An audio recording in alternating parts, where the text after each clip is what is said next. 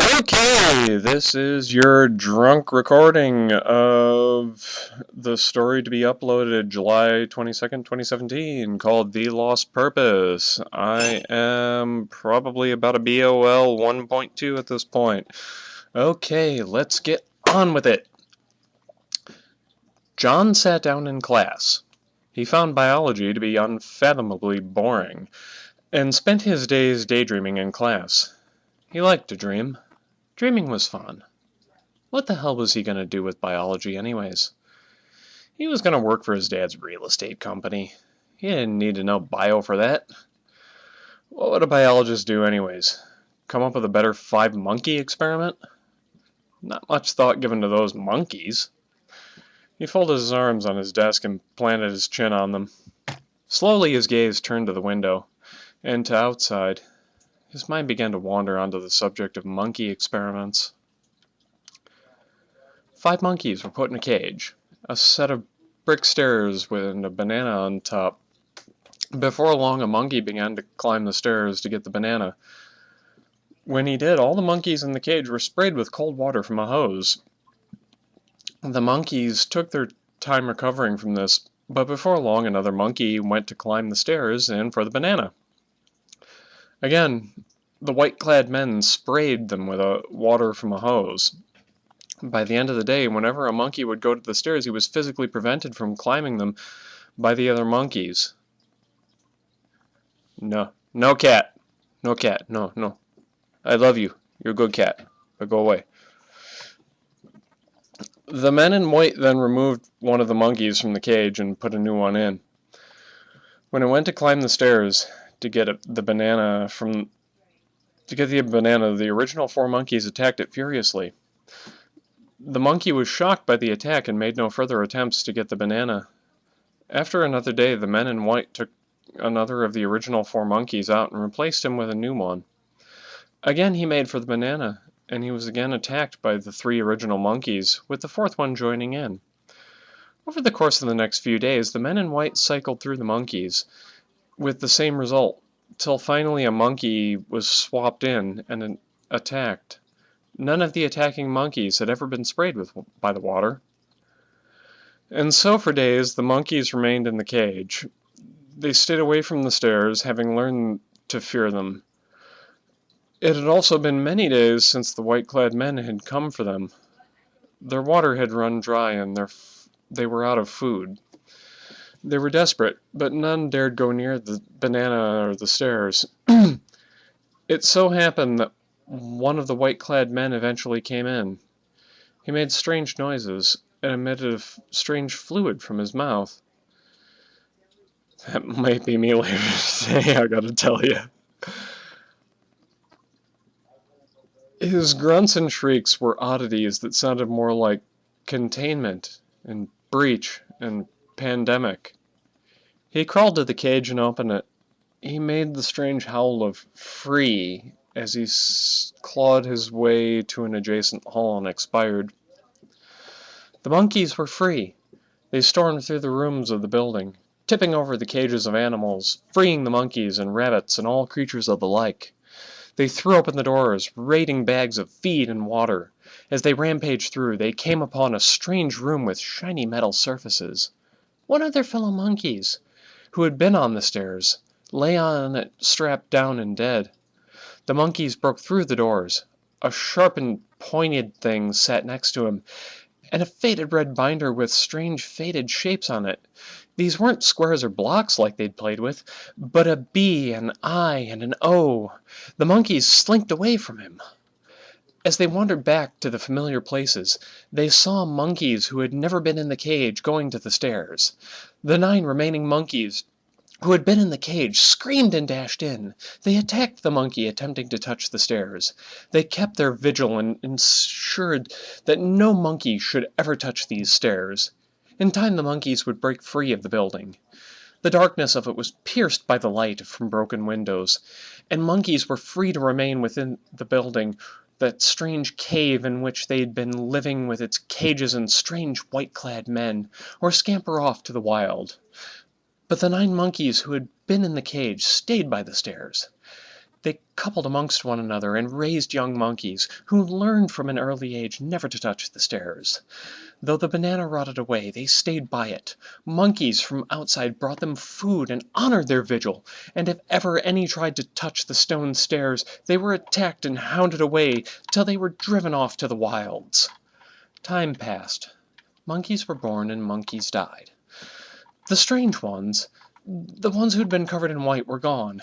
There was nothing left of them but bones and piles of crumbling stones. The monkeys at the strange cave lived in two groups. The monkeys of the outside brought food and water to those within, and the monkeys on the inside continued their vigil, defending the stone from those who would dare touch it. In time there came a drought to the strange cave. The monkeys did not understand. They had driven away any who touched the stone. The old ones remembered the time that they had been by the stone, locked in the cage for days, and the water did not come. They remembered the death of one who had touched, laying on that strange shiny slab. That was the day the water came. The last old one to have touched the stone was not long for this world. The protectors of the stone knew that the rains would come only when his life was forfeit. They came to him, as a rumble was heard outside. They fell upon the old one with claw and fang, killing him before the stone. Upon his death the monkeys of the outside came to them. The rains had come, the young ones bore witness, the death had brought the rains. As the old one died off, the young ones remembered the day that death had brought the rains. And as time wore on, the monkeys of the inside of the cave, the defenders of the stone, they kept with the traditions of their fathers. The monkeys of the outside brought food and water, and if water would not come from the sky, the monkeys of the cave would demand a sacrifice from among them. The sacrifice would be brought in, he would touch the stone and be sacrificed upon it. The stone would be appeased, and in time the rains would come. Time passed. Monkeys were born and monkeys died. The monkeys of the outside endured the hardship of gathering and submitting to the sacrifices to the stone. The monkeys of the strange cave lived lives of ease and privilege and blood. The monkeys of the outside came to resent the monkeys of the cave and their strange ways about the stone. They resented the gathering of food for those who would not. They resented the bringing of water for those who stayed in shelter. They resented that their blood should be shed, and that rains might come or not. It so happened one day that the monkeys of the outside turned on the monkeys of the cave. They brought not offerings of food and water, but gifts of claw and tooth and the shedding of the blood they so craved. And like all their numbers who had been chosen as sacrifices before, all touched the stone. And from then on, every monkey should work to gather food, get his water, and none should know a life of privilege. The young bore witness, one and all, proper monkeys touched the stone. Time wore on. The old ones died off. The strange cave was slowly falling apart. It leaked badly from the rain. The monkeys kept the tradition of touching that stone every day, and any monkey who would not touch the stone was driven into the wilds, never to return. It so happened that a monkey was born who was larger and stronger than the rest. Give me a minute here. Oh, I prep for these things. And it involves a lot of alcohol. As he grew up, he learned how to bully and badger others. He awoke one day hungry and too lazy to go gather his food. Instead, early in the morning, he went into the strange cave, and he perched upon the rock. When the monkeys awoke and entered the cave to touch the stone for the day, the big monkey would attack any who attempted to touch. He demanded food, and no monkey would be allowed to touch the stone until he was given food. The monkeys were forced to give in to his demands if they wished to touch the stone, and none were strong enough to remove him. He demanded food and water and the favors of females. The big monkey controlled who could touch the stone, and he got what he wanted.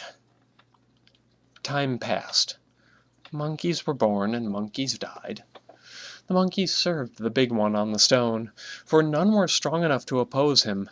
But the passage of time robs all eventually, and in time the large bully on the stone grew weaker and older.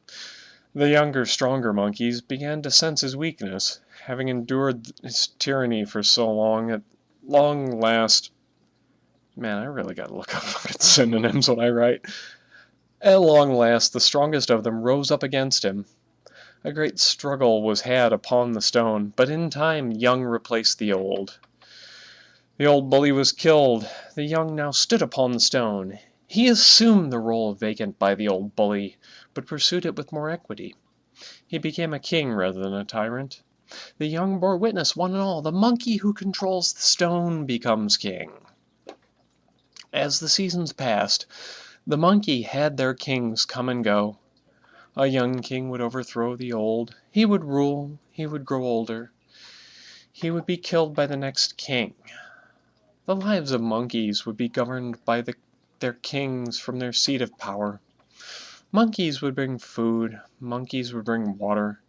The king would grant the stone's favor on the gathered food, on the couplings of monkeys, and any who defied the king, and coupled without blessing, or ate or drank out of turn, more than the measure granted by the king, that monkey was exiled to the wild. It so happened that a great monkey was born. Younger than all the others, he overthrew the king. He ruled judiciously, and for many, many years. He lived far longer than any king before. As he grew older and weaker, no young monkey so hated him that he overthrew him.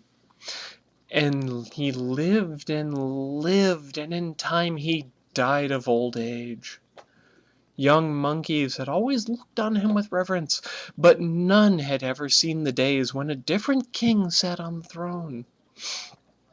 They simply continued to revere him, as he sat upon the stone, his flesh falling away.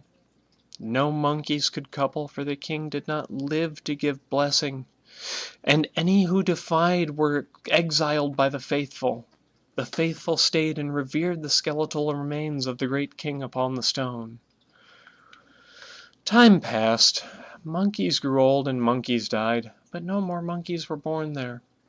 The cave had long ago crumbled away, and the remains washed away at the stone. And skeleton king, the weeds grew and the stone cracked. The faithful monkeys remained, worshipping day in, day out, as age took them one by one. In time there were no more monkeys at the stone.